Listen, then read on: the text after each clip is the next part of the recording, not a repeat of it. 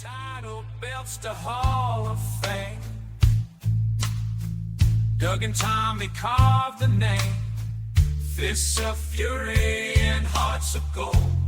Every story, every fight retold. Tales of glory, laughter, cry. Tennessee warriors with hearts open wide.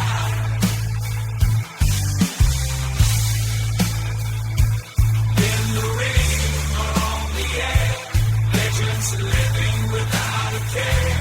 On the mic they roar, on the mat they soar. Dangerous conversations, fans wanting more.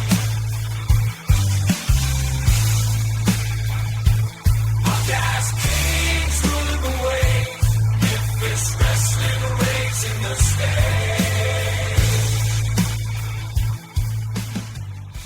Hey everybody, welcome back once again to Dangerous Conversations with Dangerous Doug Gilbert and Tommy Wildfire Rich. Guys, how we doing this week? Man, we're doing great, Gene, or I am, and man, the weather here in Tennessee is good, and I'm sure Tommy's been getting some warm weather and some sun on the beach, right, Tommy? Yes, sir, man. It was sunny and lovely today. Now I got me a little tan going on, getting about that time, man. Getting about that time, Hey, and I want to give a big shout out to all the military families and all the people that's serving for us so we can do this show tonight. Even, God bless them all. Hope we keep them all safe. They're doing a great thing for us. Yeah, and Tommy is absolutely 100% right, Jim. We appreciate everybody that's serving the country and everything, and we hope everything gets resolved pretty quick here and gets everything back to normal. Absolutely, that's for sure, guys. So you got some stuff coming up, man. You got the big. We sure do, Gene. March 21st, or Tommy, this coming weekend, it will be in Kentucky. What's the name of the town, Tommy? Friday night is Menifee Central Elementary, and Saturday night is South Floyd Central. Have you been training for this, Tommy? Matter of fact, yes, sir, I have.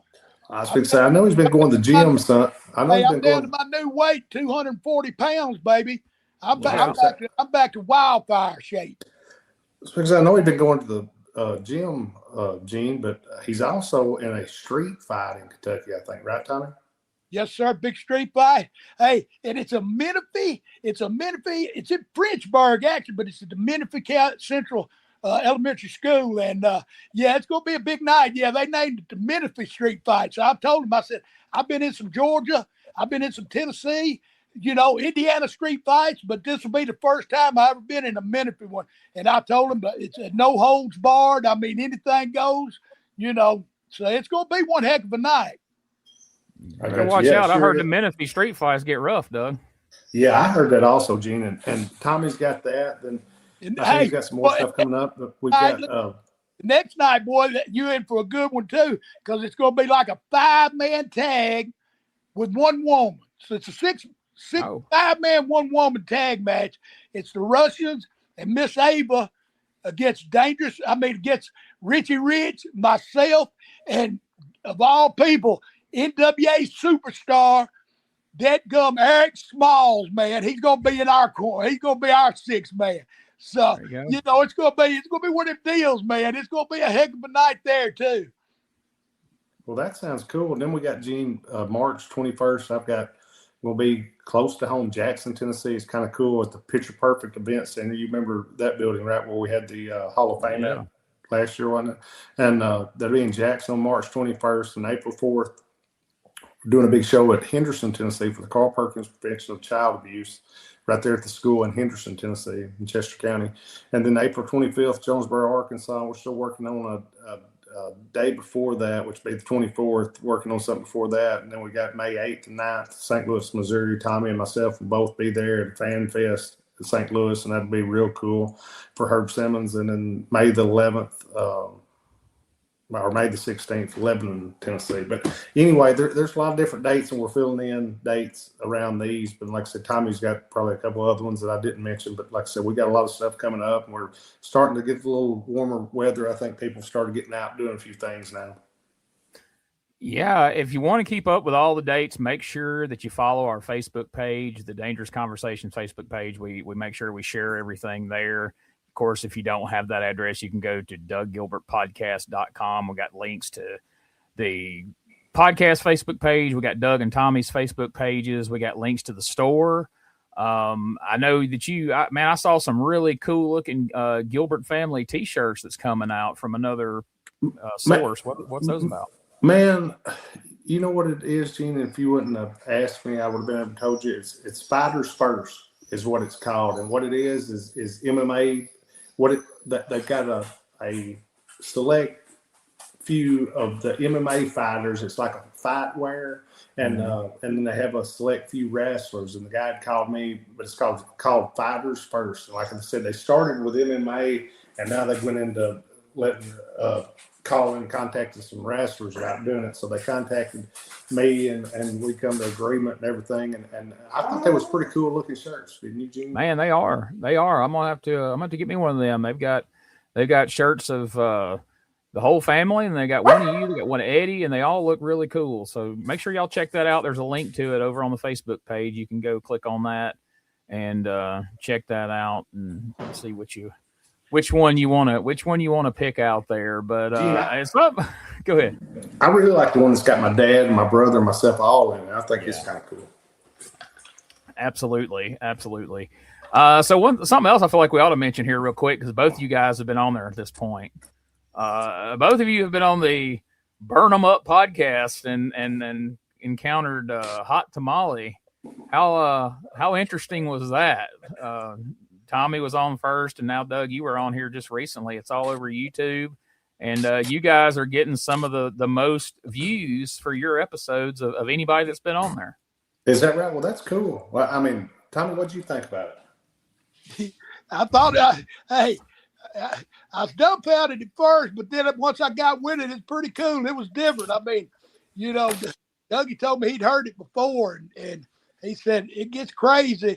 And it definitely got crazy. I mean, it was fun. It was different, and and that Chili Pepper. I mean, he's a wild and crazy guy on that show. I don't know if he's all that outside it or not. I don't know if he's that hyped up or not. But yeah, he's he kind of like Clark Kent, and Superman.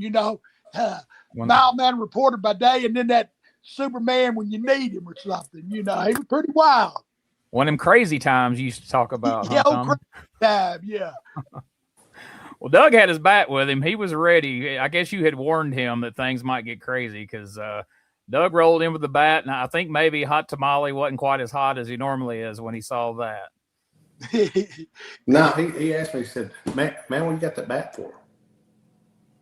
I said, well, if I need it, I'll keep it with me. And what he wound up telling me, Gene, what did he say? He said, I'll bust your damn head. I'll take it, bust your head with it. Yeah. Yeah, he didn't have his belt with him for Doug. I thought Doug was going to take his belt from him, but he didn't have it with him out there for that one. So that's probably. Well, I asked him who he beat for it, and that kind of got over with me. He said he beat Lawler for it, and I said, well, that worked. Yeah, his best friend Lawler, who he takes up for, he's drug you and Tommy over the coals about everything y'all have ever done to Lawler. Then he turns around and says he beat Lawler for that belt. But, sometimes friends wrestle each other, so that happens from time to time. Well, yeah, it does. I told him that was good. That was the best part of what he said. All right. If you get a chance, check that out. It's definitely unique, something different for the wrestling podcast space. But, we get a lot of questions. And if you're listening right now, if there's a specific question that you want to ask, a topic we haven't talked about here, or maybe a topic we didn't dig deep enough into for, you're still something you want to know, feel free to send those questions. You can post them on our Facebook, or you can send them to Doug Gilbert Podcast at Outlook.com. We're putting together another Q&A episode. The guys really like that, and the listeners enjoy it, where it's just a whole show where I ask them questions that you've sent in. So get those together. But we get a lot of questions about Japan. I mean, Doug, you spent a significant amount of time in Japan, and Tommy went to Japan more than I even realized. So let's talk about a little bit the differences of, say wrestling in a USWA or Music City Wrestling, or even back in Georgia, Continental, all the different places you worked, how different was the style, and how much of a adjustment was it to prepare yourself mentally and physically to go wrestle in Japan on these tours? Man, it was what I tell people, Gene, is we worked hard here, and I think Tommy tell you that, and worked hard every night and everything. But over there, it was just a little bit more physical, and they would pull a little bit more out of you, and it would go a little bit more as far as your joints and where we would work just arms or something. They'd work joints and different things where they'd pull you freaking legs back up behind your back and your arms behind your head, and just, work on your shoulders and your knees and your hips. And you had to really kind of take care of yourself over there working, because, I want to say everybody was pretty stiff here in the States, but over there you really got into it a little more. Yeah, they didn't have no love for us either. But I'm gonna tell you what. The first time I went, it was probably '85. I don't even remember, but anyway, first time I went for 6 weeks, and get there. Now I ain't never been that far away from home. Right. Get there, coming off the plane. There's I can't remember his name, but anyway, the guy that picks all the boys up, he picks us up.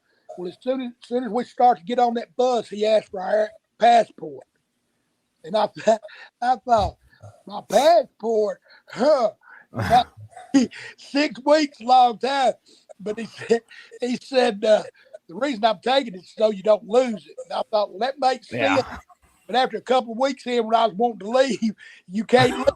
You're there. But anyway, my first trip, there were 4 Americans there, and I didn't know, it was me and 3 other guys. It was Tiger Jet Singh, and I had never met him till then. And then 2 other guys that wasn't even from the U.S. They was from some other place. And so anyway, that was my crew. So you go to the room. It's a little room. TV, no American TV. And the rooms were little bitty, and I guess they still are a little bitty, but anyway, they just seemed really small. And you could, so, and the only Americanized, call it Western food they had was in Tokyo. They had a Shakey's Pizza Parlor, but it wasn't as good as Shakey's regular pizza is here. But right. And you got outside of town, unless you went to some of the big towns, big towns, they would have something. But like you go to some of these little country towns, and son, you'd be eating rice, and sometimes you sleep on. They didn't even have a bed. You'd sleep on one of the bed mats like the Japanese did. And wow. That first week it's okay. That second week I'm really homesick. Then on the phone, it wasn't no cell phone stuff. And you had to call from the phone in the room, and it was a job to go, about like me getting on his show with you tonight. It was tough. And so I called Terry Lynn. I don't even remember how much my phone bill was. First week I was good. I didn't call for a week. Got in that second week, I was homesick. About that third week, I was calling her about twice a week and cried I wanted to come home, and then you get through that 4th week, and come in the beginning of that 5th week, you're getting all your money at the 6th week, so it starts getting a little better. But yeah, that first trip for me, it was tough, especially not knowing nobody. You know what the thing was, Gene, which I tell everybody, and I think I told Tommy this, which he done been over there some and everything, but I said, you know what I asked the guys the first thing? And Tommy said, what? I said, what do you call the restroom in Japanese? And they said, Benjo. That's and it. I said, really? And they said, yeah, Benjo. If you had to use the bathroom, you need to tell somebody, where Benjo is. Then I figured out what is something that I like to eat in the country, like Tommy said, Tokyo, it was kind of like early 90s, and from when he went 85 to 90 to 95, it got a little more Americanized. But in Tokyo, you get about whatever you wanted by the time by the 90s started and everything. But I had got something that it was a pork cutlet on top of rice, and it was real good, and you could get that kind of anywhere, and that's called katsudon. So I looked on the menu and seen that, and I asked them, well, what was that called? And they told me katsudon. So then if you went to the country, that like in the big cities that had pictures, but in the country, like they wouldn't even have pictures in some things. So everything was Japanese. So I would just always say the simplest one would be katsudon or spaghetti and meat sauce, because most of them had spaghetti and they had like meat sauce still. So I tried to figure out the best. Well, if you had to go to the restroom, you could say it. If you wanted something to eat, you could say it. So the main things that we done, I tried to make sure what you communicated with the wrestlers about your matches and stuff. I would make sure that you get around and know what everything was too. That's good. That's a good call right there. When I first started tape trading and got to watch some of the Japanese stuff, the thing that stood out to me right off the bat, there was a couple of things, and the first thing was the fans. Like guys like you guys who especially had been wrestling in the South, and you feed off the energy of the crowd and the crowd response, and you're listening for getting the heat and the pops and all this. Their reactions are nothing like American crowds. How hard was that to get used to? Oh no, that's what, and everybody gets so off about that. But after you go a couple of times, then you're kind of used to it. But you're used to quietness because it's just quiet, and then you can do something just freaking magnificent or amazing, or I watch guys do it, and then it'd be quiet, and all of a sudden you hear all clapping at the same time, but then it just stops. And so it's dead silent again, and there you go. But I mean, I've seen people, and I guarantee you Tommy has too, and on those tapes, I guarantee you see some people doing some amazing things, and it's dead quiet. Yes. But it's like Dougie said, if you get that little clap, that is like the top coming off the building there, though. Yeah, my first time I thought, boy, my match sucked. I didn't get over with them at all. Yeah, and then I kind of watched, and I seen that was them. The only ones I ever seen them really get excited or do anything was, like I said, I was on one of the trips what we were talking about earlier in 87, I think you said. But anyway, when it was over there with Hansen and Brody, and I seen Brody and Hansen teamed up. Son, they come out of that ring, and Hansen was swinging that bull rope. And Brody was swinging something. But anyway, them folks, they sat on the floor. They ain't no bleachers. They sat on a cushion on the floor, and they were parting like it was the Red Sea or something. I mean, and then Hansen would swing that rope, and if you didn't get out of the way, you was getting hit. I seen a couple of them get popped, Yeah, but it was they reacted to them. Oh, them and you know what was really cool, Gene, was being over there with like Terry Funk and Dick Slater. You talking about reacting, which I mean it's kind of the same thing like the Brody Hansen thing Tommy's talking about. But you talking about what I guess really shocked me, because I'd heard all the early years about when Terry and Dory, when their dad first set up that deal to go over there with Baba and all that. I mean, they told me at one point like Dory and Terry both called the Japanese office, part of their territory, like their Texas office. It was kind of like a part of their territory over there was like with their territory over here. And I always thought that was amazing, kind of, and how, they kept for umpteen years all the kind of the power of the Japanese office as far as here in the States and everything. But man, Terry was so over there. And like I said, and the funny thing is, I've heard Tommy say before, Slater was a lot like Terry, but man, them people love Slater over there. They love Slater, love Terry, and I booked both of them for our office. And man, you talking about some over guys, and also like I booked like Bill Eady, and man, he's super over there, which I didn't realize how over he was. They'd asked me about getting him, and I said, yeah, I can call him, and I'll just tell him, ask him what he wants, and I can tell y'all if y'all want to bring him for what he wants or not. As long as y'all say okay, I'll tell him. We'll get him a work visa and we'll bring him. But like him, and you know who he teamed with over there? It was super over also, Gene. Who's that? Bill Eady teamed with Dick Murdoch. Dick Murdoch was super over there also.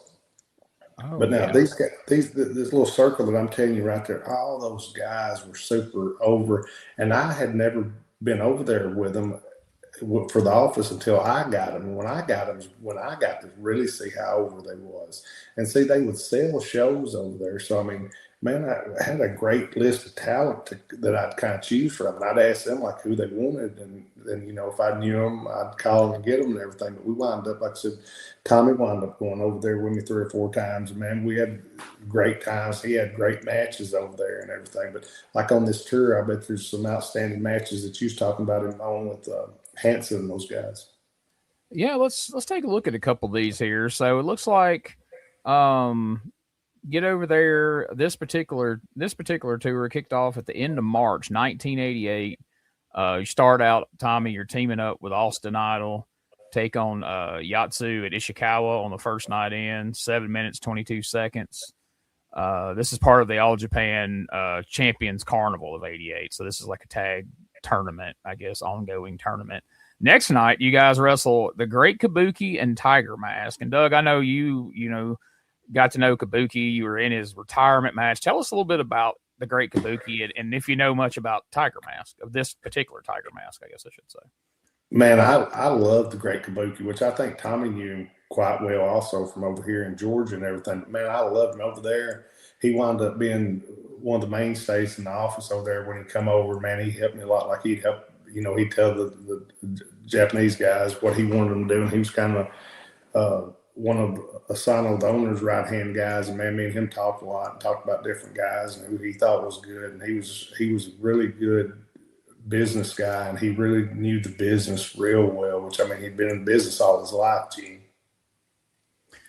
And my understanding, I think we touched on this a little bit when we were talking about when Eddie worked with Tiger Mask in Philadelphia, but in Japan, Tiger Mask was like a huge comic book character, right? I mean, this would be like wrestling Spider-Man over here in America or something, right? Yeah, and every time after, when one would get so long in his career, they would usually get him to stop, and they would get the next phenomenal guy and put him under the gimmick. But they've been, I think, 5 different ones, Gene, from the beginning of time to now that's been Tiger Mask, and all of them was great workers.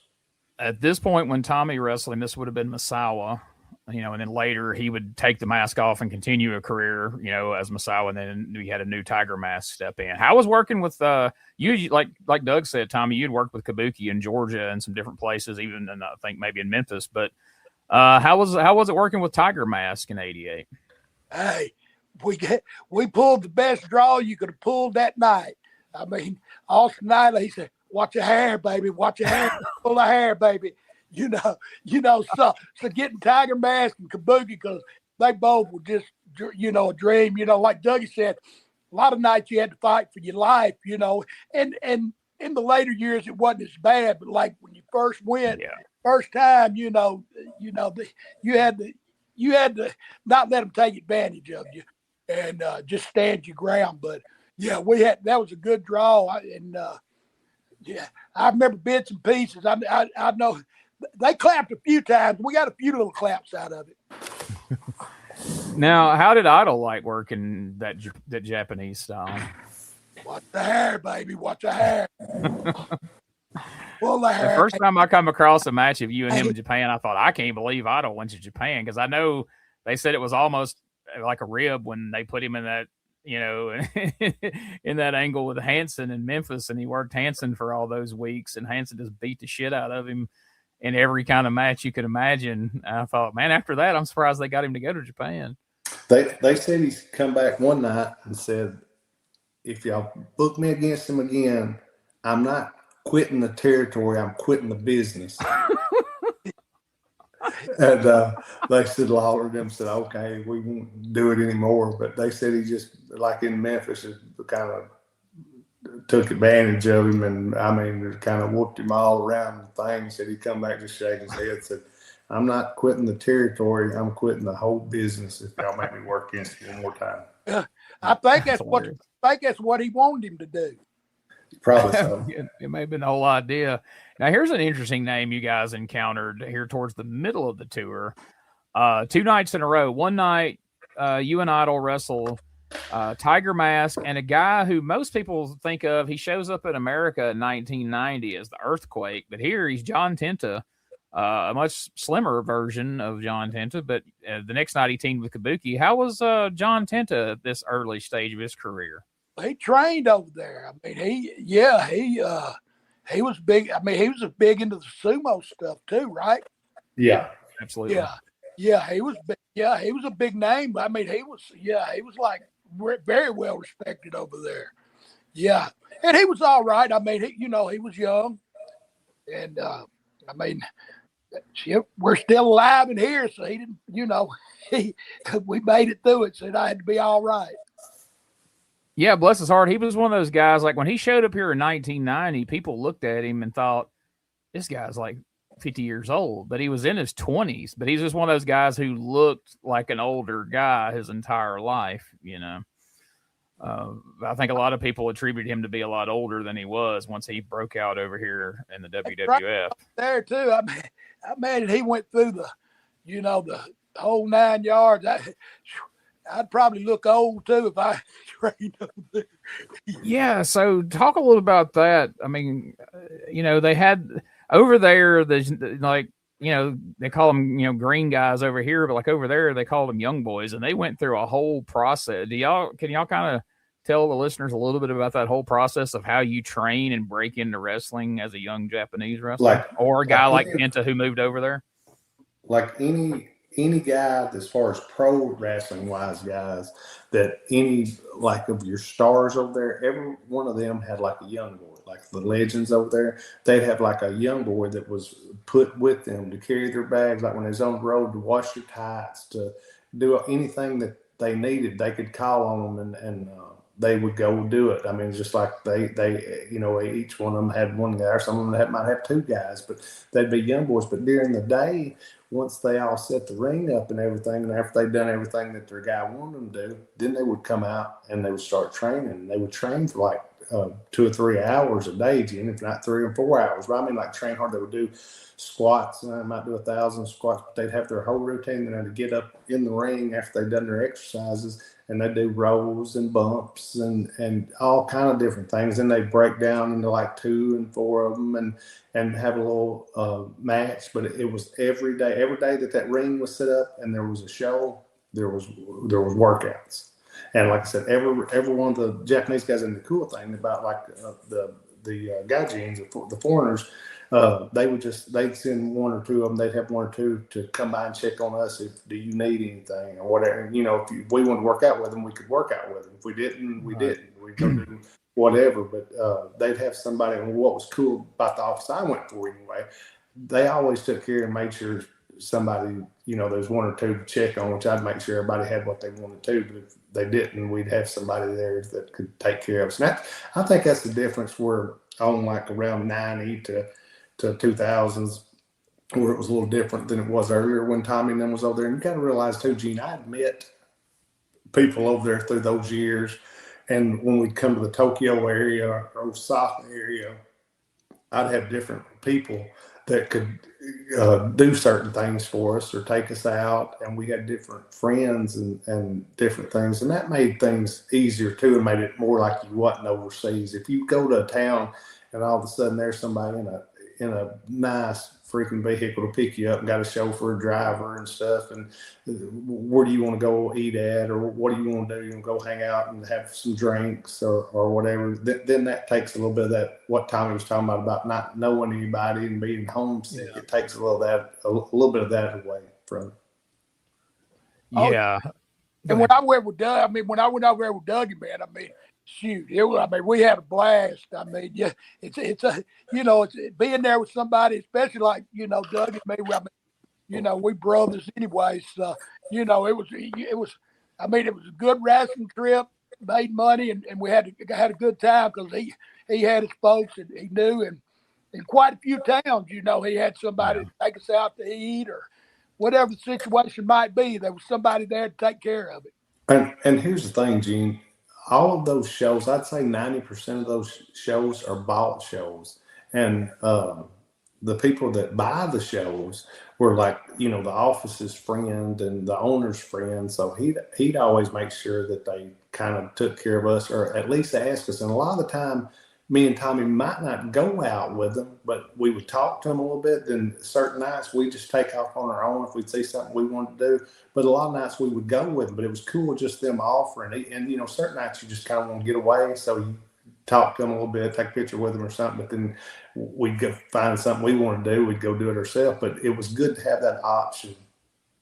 Hey, and my favorite thing when we went to the restroom, man, they got the coolest tradition or whatever. I don't know exactly what you call it, but hey, they, you know, over there, you know, I love beer, but the Coors Light's mine. But over there, you know, they had Kyrian beer, Sapporo, and there was another one that I drank.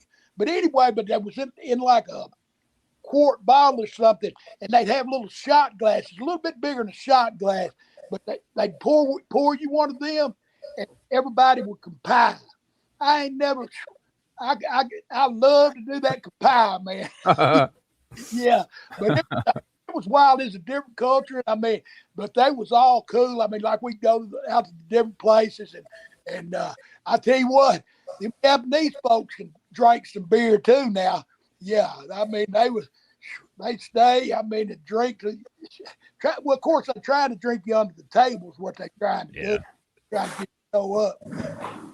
I hear that sake's something else too. Tommy tried that sake a few times. That's where Bill got the name P.Y. Chuhai. He went to Japan. I'd win, and somebody'd give me one of them, and shoot, I drank 2 of them. I tore up, son. You know, I drink 12 beers and not be as tore up as I was on them 2 drinks. And yeah, he drank him some while he's over there and come back and wrestled his P.Y. Chuhai. But yeah. That's hilarious to me. P.Y. Chuhai was always an amazing, amazing character.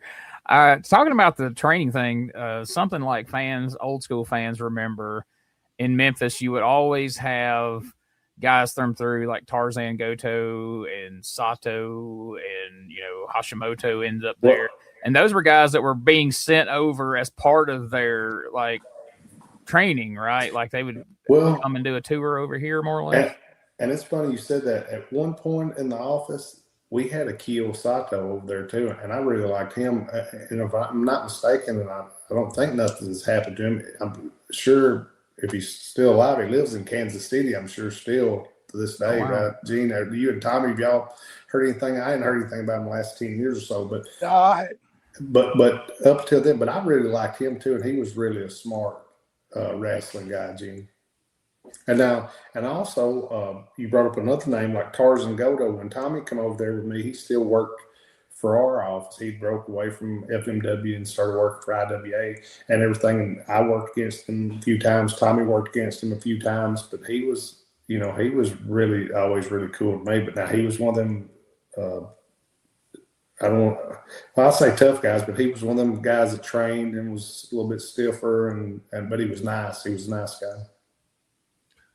You know, here, like, you know, wrestlers and fans, you know, we kind of thought it was a big deal when guys would go to Japan and have that on their resume. Did Japanese fans and Japanese wrestlers kind of think that was cool and kind of think it was a big deal that those guys would come and, you know, spend time in America, then come back with, you know, that experience?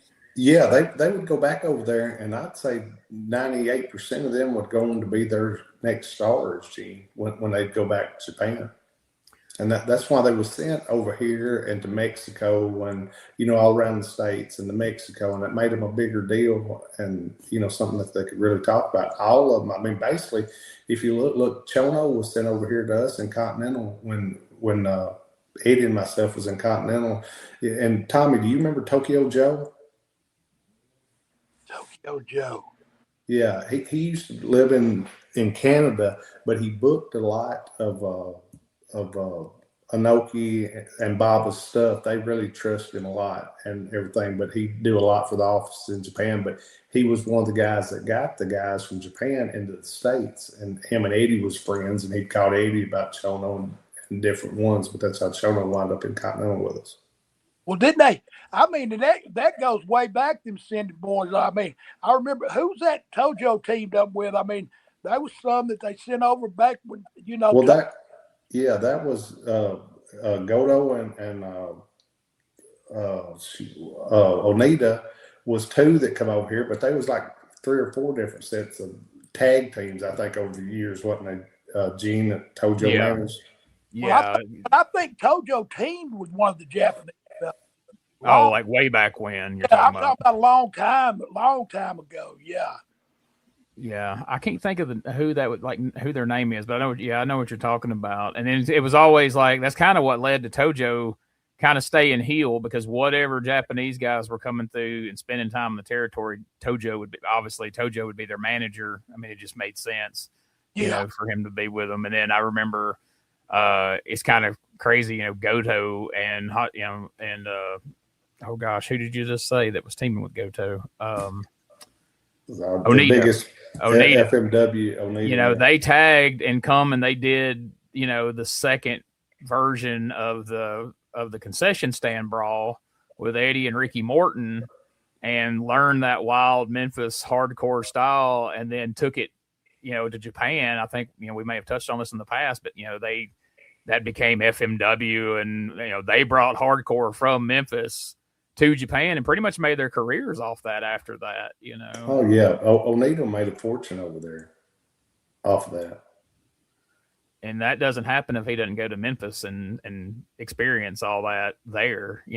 That wasn't anything. I mean, they didn't even have a concept of that in Japan, right? Like that type of brawling, no, I mean, weapons and all that. Onita actually went out on his own when he got back and started that. It wasn't nothing that the office was wanting him to do or anything. Like I said, he had to get his own business guys and set all that up. But he knew it would work. He saw it work here, and I guess he knew that they would buy it in Japan. And man, they done. I say, hell, it is real. You'd have bombs. Hell, they had me at times over at Gene where they freaking suplex you on a board or something and have some kind of freaking bomb stuff under it, where the board would blow up about 4 or 5 foot in the air, and you go up that high and you think, what in the shoot have I got on here? And I've had people ask me like, how did they do that? And I was like, well, that's just, it is what you saw. Like, Doug said, you go out there and you get slammed on it, and it's what exactly as they were presenting it. Right. And they told me one time, Gene, I was in the match, and they said there was 4 of the bombs, and they said, Doug said, you mind going first? I said, first, because usually one of them would want to do it and get the big, the big pop and everything, and it'd make them look so strong and everything, and it didn't kill them. And so I realized, I asked them something about it, and they said, we're not really sure what they was using that night. So that's why they wanted me to go first. But one of the office guys said, Doug said, please put your hands over your ears. I said, put my hands over what? Because the last thing I probably thought about was covering my ears. I'm probably thinking about covering my body, right? But he said, Doug said, it's so loud. Make sure before your body hits, put your hands over your ears. I remember I made sure as the first thing I did. Hell, before I started down, I probably put my hands over my ears. But then it blowed me up about 4 foot in the air, and I thought, shit, what have I landed on? Golly. Do you guys remember what people in the business were saying? Do you remember when they had the fire match over there with Sabu and the Sheik against, I think it was Onita and somebody, and the damn, it got out of hand, and then the ring caught on fire, and they just barely got out of there before they burned up. Yeah, they done that on one of the islands, Gene, or it was on something right there that was, off of the main island. I forget what it was, what they called it, but they called it like a jungle something match, if I'm remembering correctly, and I think I am, but it was like it was a big freaking huge deal, but you're right, it got out of hand, it got hot. They wound up pouring water on the wrestlers, and the wind got shifted and got to blowing, it got other stuff on fire. And yeah, that being outside that you mentioned is what got it out of hand, because they weren't allowing there was going to be wind, that got that fire moving. It wasn't controlled, and that video's out there. That's a wild video, because it's the closest you're going to see somebody just burning up. Like they just got the Sheik rolled out of there. And of course, by that point, the Sheik was burned him up pretty bad. I mean, he was in bad shape. Yeah, and he was probably 70 something when that match took place. I was going to say 70s. Yeah, if you haven't seen that, it's out there on YouTube, folks. Go check that out. It's absolutely crazy. Sabu was telling me about it, man. That sounded awful, man. Yeah.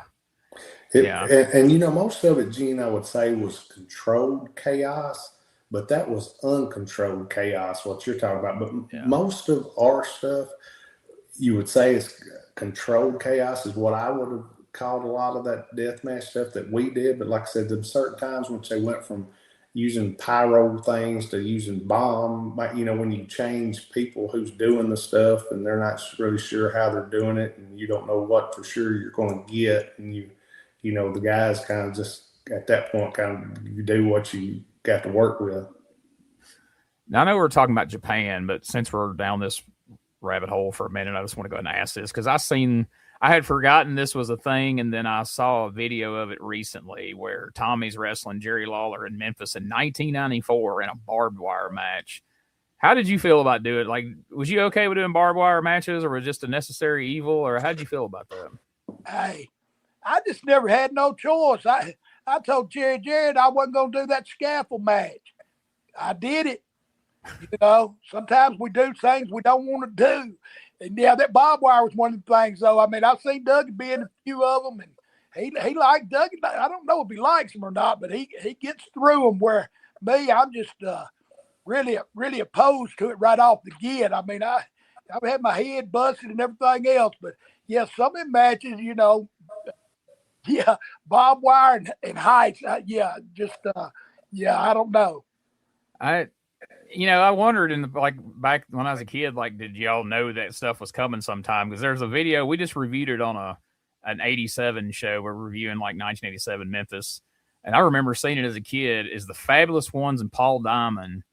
And they're setting up a 6-man tag against the Sheepherders, Luke Butch and Jonathan Boyd. And Steve Kern goes, "That's right. We're going to have a steel cage barbed wire match." And Paul Diamond's eyes got this big around. This is the first he's hearing of this.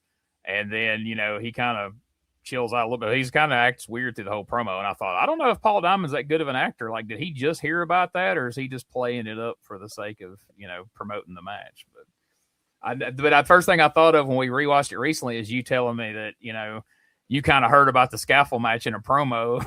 It was already booked by the time you heard about it, and you just kind of had to do it. So. Oh. Yeah, I was really opposed to that one. Yeah. And some of that stuff. When I got there, I really actually thought about just leaving. Elvis has left the building. Tommy thought about leaving the building. Yeah, that thing was so high up. Oh.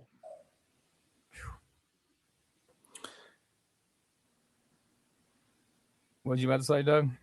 And but I was going to say some of those things like the barbed wire, to me, I mean, it would poke you and stick you and cut you if you wasn't careful around it.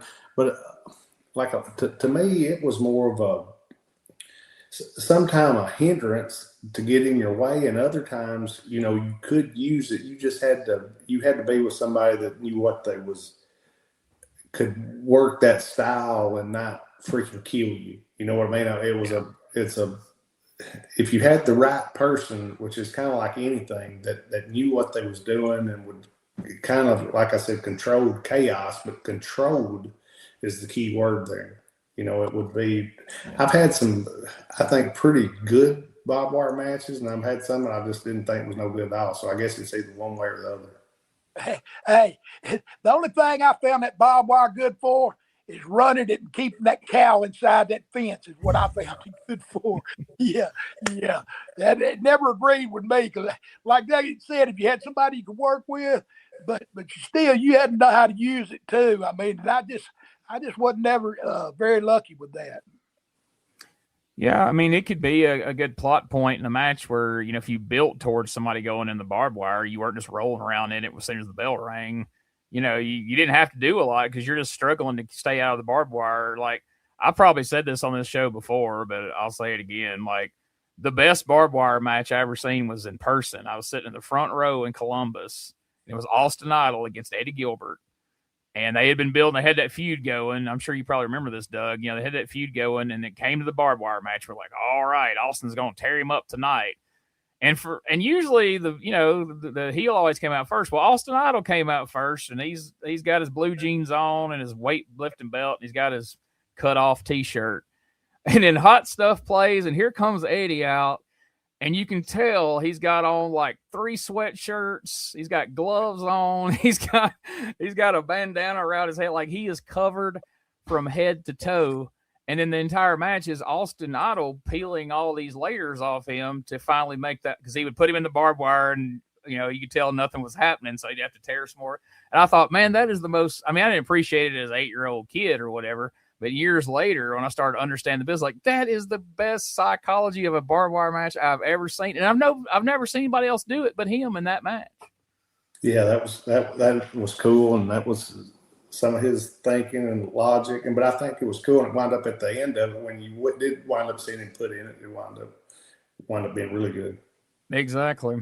But that was the psychology. Eddie was good with that. The only way I would have thought of that is just because I didn't want to get in that ball. He had he had him a playing. Yeah. I'm gonna be like, you ain't tearing his shirt off. We're leaving this on. This ain't. Yeah, don't be tearing my stuff off. But yeah, what you were talking about earlier, like the first time I saw Brody come out there like Godzilla tearing through the crowd, swinging a chain, I thought, oh my gosh, how did they not get sued? But then I heard in interviews later that they said that some fans considered it almost like a badge of honor to get hit by the chain of like Bruiser Brody or the rope of Stan Hansen, and they weren't thinking about suing. They were just like, And Gene, there was no really lawsuits over there during that time or times when Tommy would go, man. You'd ask Tommy, like during the movie people would pay our office.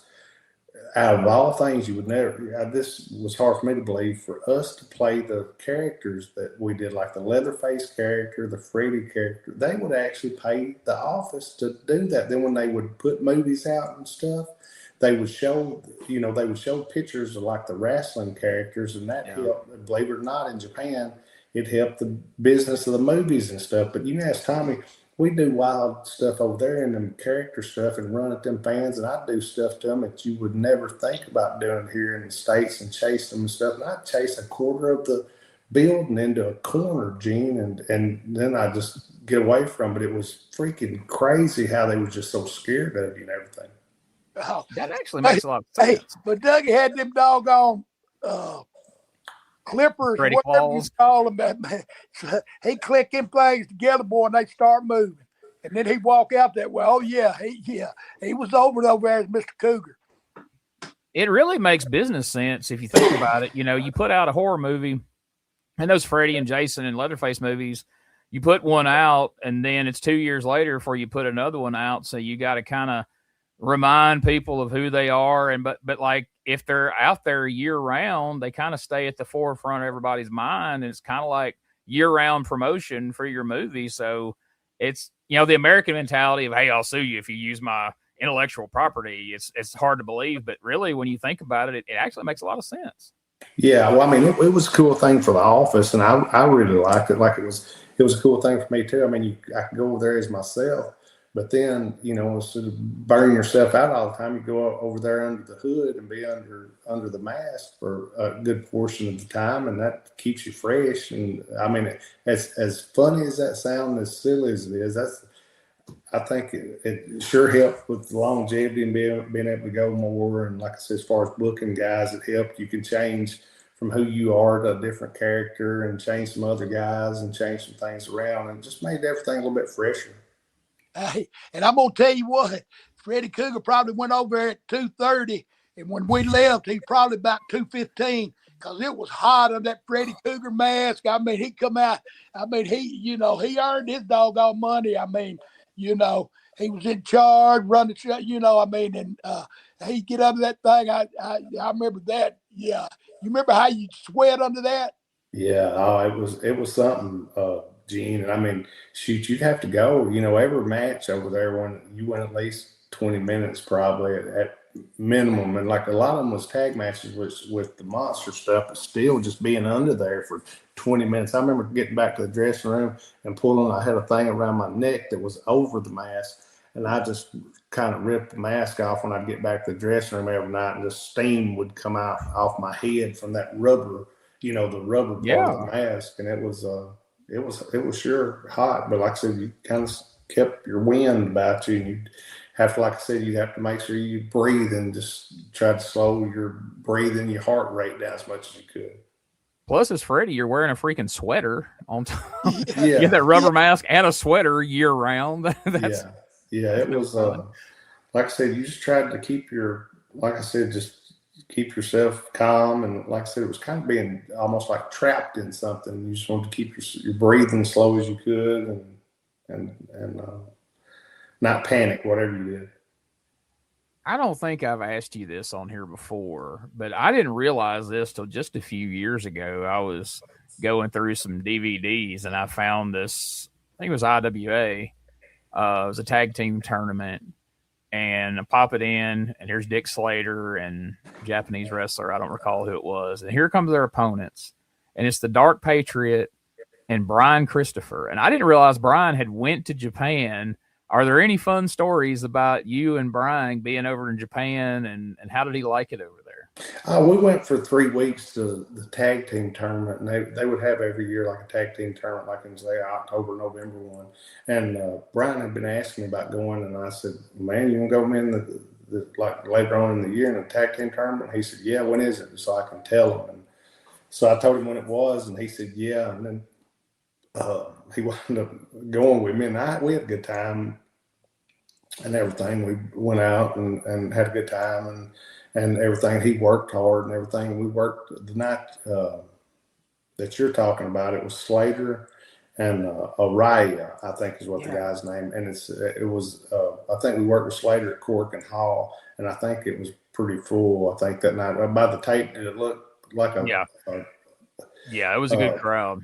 Yeah, and but I remember doing some spots with Slater and me tagging Brian in, and I remember it just seemed like a split second he come and tagged me back in, and I remember looking at him because we had just a couple spots, but not really, not really nothing. We had a couple things together that we done, but I remember Brian getting out, and I remember him doing the spot, and I heard him telling the guy that he was going to jump over the ropes and something. And he asked me, and I said, "Did you ask him that?" And he said, "Yeah." And so what I did was I went down to the floor with the guy, and me and that Araya caught Brian. He did one of those dives over the top and flipped all around backwards. I don't know if you saw that, Gene. I did. I didn't see it coming. When he did it, I was like, okay. I never seen Brian do that in Memphis. Yeah, I had never seen that either. But yeah, he pulled that out. But we did some stuff. It's like I told you and Tommy earlier, Slater was so freaking over. He would just get in the ring and step in through the ropes and out through the ropes, and the people would clap. Just the whole place would go wild. And I thought, man, he's freaking over. And I mean, he was like him and Funk and him and like I said, Bill Lady and Murdoch, and like probably wasn't any of them quite at the Funk spot, but Slater was close, and then Edie and Murdoch was right under that, but they was all the people, like anything they'd done, the people would get on the edge of their seat for, and that was kind of cool. Yeah, like when they announced Slater and he just, put his arm up, everybody, whoa, like he got like a big reaction. You could tell, that he was legend over there. I've been meaning to ask that for a while because, like I said, that somehow slipped past me. I didn't realize that he had went over there with you. So that's and we cool. did. Yeah, it was the experience for him, but I don't want to say it was a bad experience, but he had it made so well at home. It was I think a different experience just as far as a culture shock and everything. Yeah. But we got through it and had a good time and everything. So that was the main thing. Another. I guess I had heard about it back in the day, but I've recently watched the matches. Around the same time, I found some of the matches of Tommy and Austin Idol over there. I found from '85 Jerry Lawler and Jimmy Valiant over there in a tournament, and I don't know, it's just wild seeing Jimmy Valiant in Japan with a FM 100 means music on the back of his. Ain't that cool though? But you know what Hansen used to say when I would say that? He said everywhere he went there was a FM 100 all over the world. He'd say there's an FM 100 everywhere. And I thought, well, that's cool. That's true. That's true. Good stuff. Well, I know there's one fun story I want to ask about Tommy about about a case of mistaken identity over there in Japan when you was over there with Doug. Talk about the taxi ride that you from Cork and Hall to Roppongi. Yeah. Roppongi. Yeah, shoot.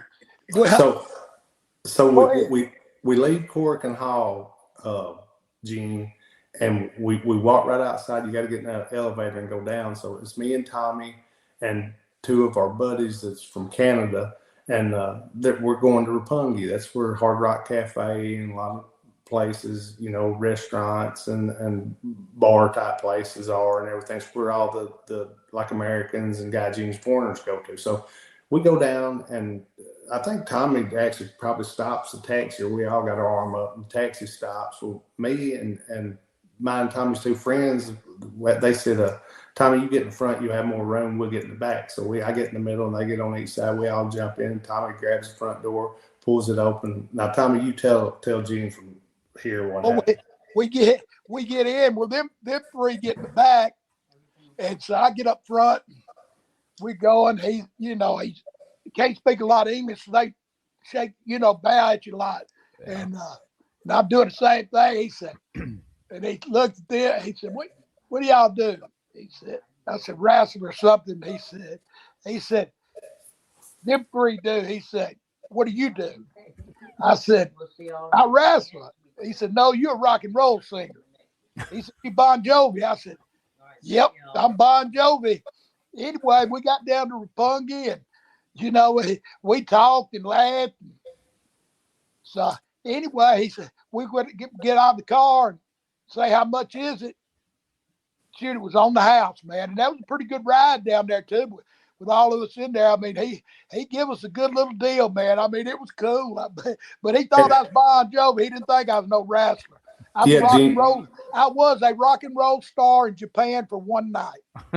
Yeah, Gina, and the kicker to this, at the Tokyo Dome, which is right next door to Cork and Hall, Bon Jovi was there like a night or two after a big, huge sold out concert and everything. So that was where the guy was getting that from. But the kicker was, and I don't think me and Tommy had said anything to you about this, but then I remember us going back home that night and us getting in the taxi, and one of the guys said, Bon Jovi, and that taxi driver wasn't falling for that. I guess he thought Tommy was one of us. He didn't.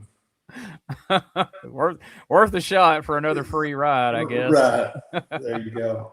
But man, we had but like I said, I took from Cork and Hall, like me and Tommy and the two guys with us, Ricky and Luther, we went over there, like you was asking about what did me and Brian do. Well, that was kind of the thing. After Cork and Hall, you was right there basically in Shinjuku is where our office was and where our hotels were. So we was right there, and we kind of knew how to get around. So I'd always usually get a taxi from Cork and Hall to go to over there, like to Hard Rock Cafe. And like I think Tommy got a jacket or two and a shirt or two from over there. And I've got one still this day in my closet in here, and they're pretty cool. We'd all get one of those and everything. But I carried Brian. What I was getting to was, you asked me about stories me and Brian done. We went to after that night that you watched the match and me and Brian working with Slater and Araya, we went to over there at Hard Rock Cafe, and Ricky Patterson, which was Leatherface, he went with me and Brian over there. He was with me and Tommy when we went also, but he was one of the guys that was there a lot of times with me, and he'd go with us. And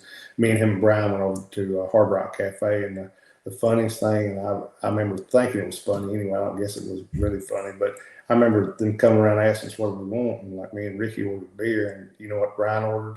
What? Wine. I said, "Are you playing?" He said, "No." He said, "Something wrong with me drinking wine?" I said, "Nothing's wrong with it other than being funny to me." I said, "But nothing's wrong with it." Did Brian make the Ribera trip while he was there at any point?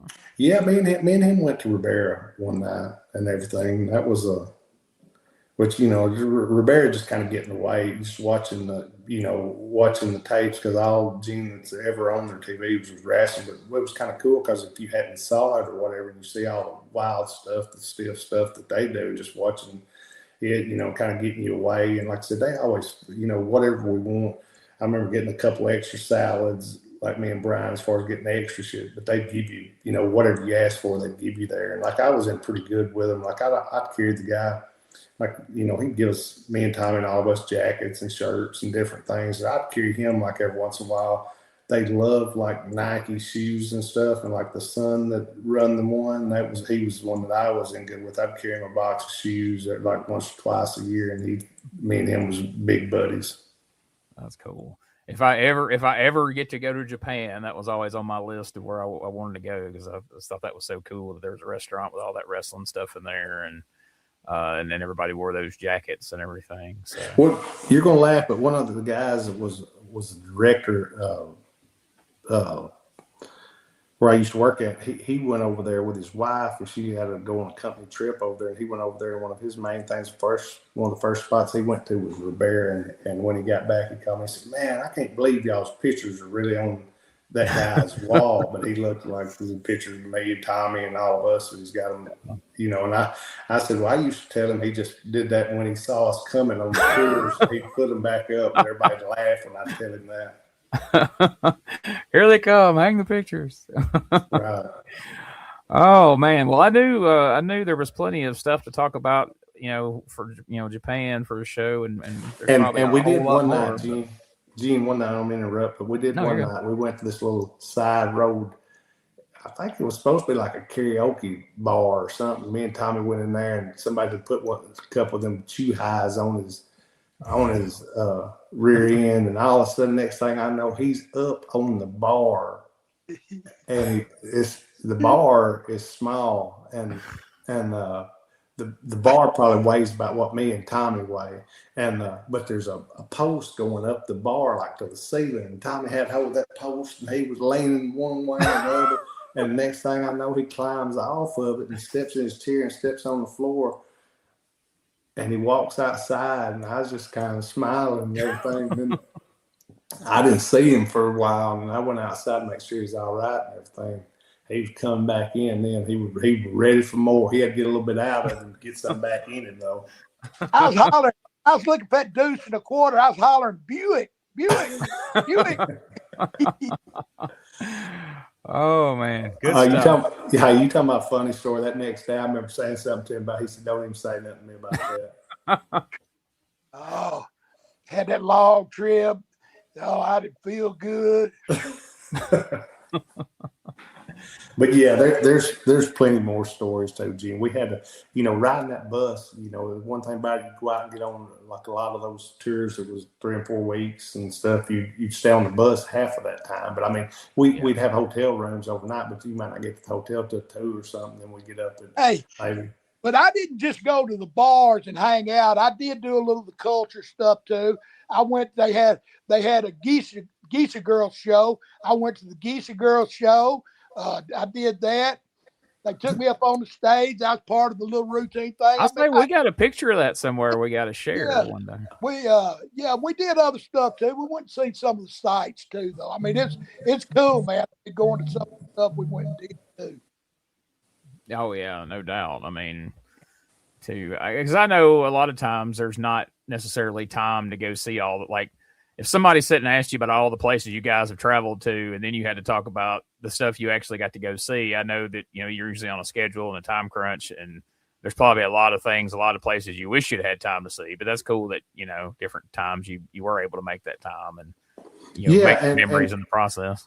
Hey, like Tommy said, though, we did get to do a lot more than, me and Tommy did more over there than what I really figured we would get to do, but we went to, like they call it, kabuki show or something, like where they all dressed up kind of that kabuki looking stuff and the geisha deal. But I think I showed you, didn't we take some pictures, Gene, out here of some of that stuff, and that was really cool. It was cool having a little time to do that and everything. And like I said, you're doing a whole lot of traveling, but we found time to go to some different spots to eat and to look around. So that was all really cool. And we got to look around, go up to kind of Mount Fuji and kind of look around there a little bit. Well, I hated we didn't have time. Me and Tommy was going to run up the Rocky Steps in Philadelphia, and then we didn't get a chance to do that. So maybe next time we'll get to scratch that off the list, Tommy.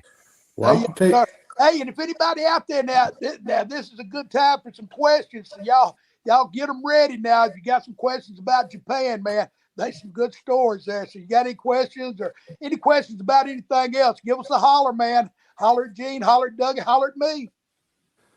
And listen, man, there might be something else, Gene, that I've left out, but I think I covered all the dates earlier, and you might want to hit them later. You can. But anyway, listen, we appreciate everybody listening. Hope everybody's had a good time listening to us, and hope we went over stories that you want to hear. Like Tommy said, if there's anything you want to hear about or whatever, all you got to do is drop Gene a line, and we will talk about it. But anyway, if we hadn't went over something you want to hear and you think we've skipped it, just let Gene know, and we will he will ask Tommy and myself about it. And listen, we appreciate everybody listening. And thanks. Peace. In the heart of Tennessee, born with pride, Doug and Tommy taking rings in stride.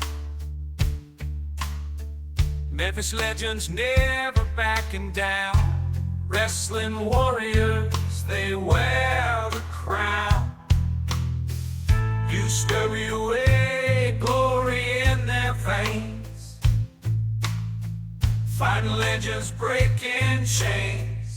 In the squared circle they made their name. Podcast champions, it's their claim to fame. On the mic they roar, on the map they soar. Dangerous conversations, fans wanting more. Podcast kings ruling the waves. Memphis wrestling raising the stage. From title belts to Hall of Fame, Doug and Tommy carved the name. Fists of fury and hearts of gold. Every story, every fight retold. Tales of glory, laughter, cry. Tennessee warriors with hearts open wide.